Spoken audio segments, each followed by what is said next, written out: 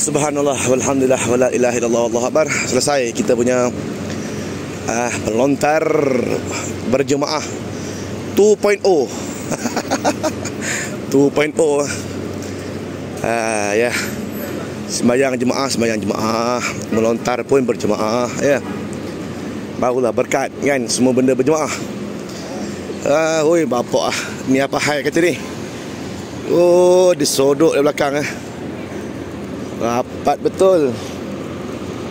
Ya ilaha illallah.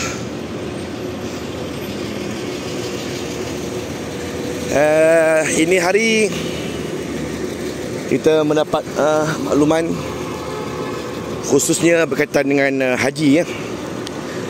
Pastikan anda menjaga 5 perkara.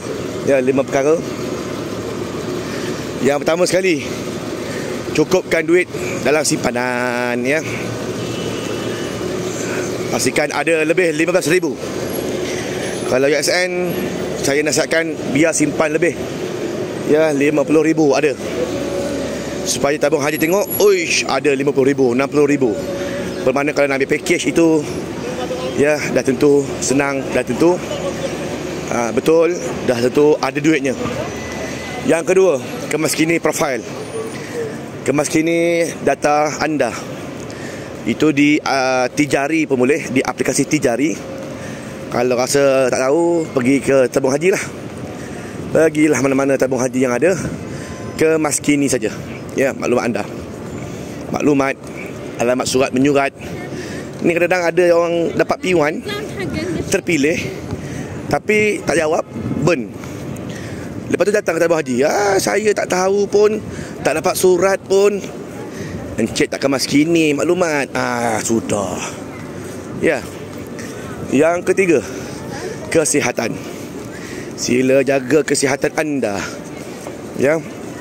Jaga kesihatan molek-molek.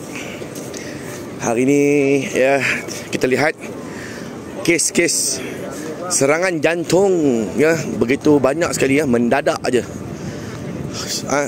Stroke haba, terlalu penat mungkin, jadi boleh mengakibatkan serangan jantung.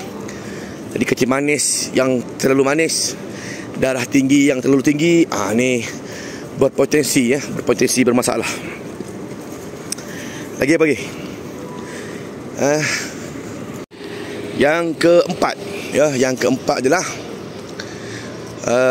belajarlah ilmu haji, ya. Datang kursus asas haji, ya, jangan datang tidur. Ya, nak tidur kat rumah tak payah datang. Ya, pastikan datang dan penuhi ilmu.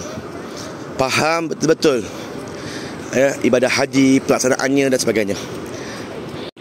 Okey, yang kelima adalah ikuti, ya, saluran haji yang sahih, ya. Pastikan benar maklumatnya. Hari ini, ya, penipuan-penipuan banyak berlaku. Dan siapa yang berhasrat, ya, untuk pergi haji bersama dengan kembara umrah, nama je kembara umrah, tapi kita ada haji, tuan-tuan, ya.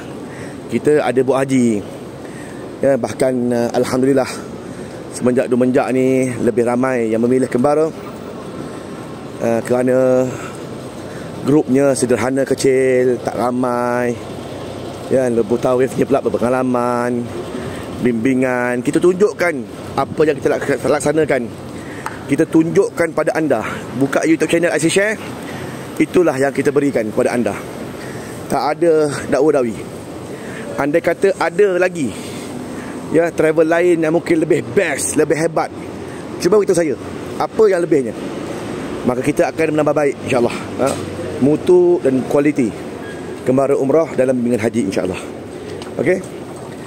Jadi itu dah dia, kan, 5 perkara.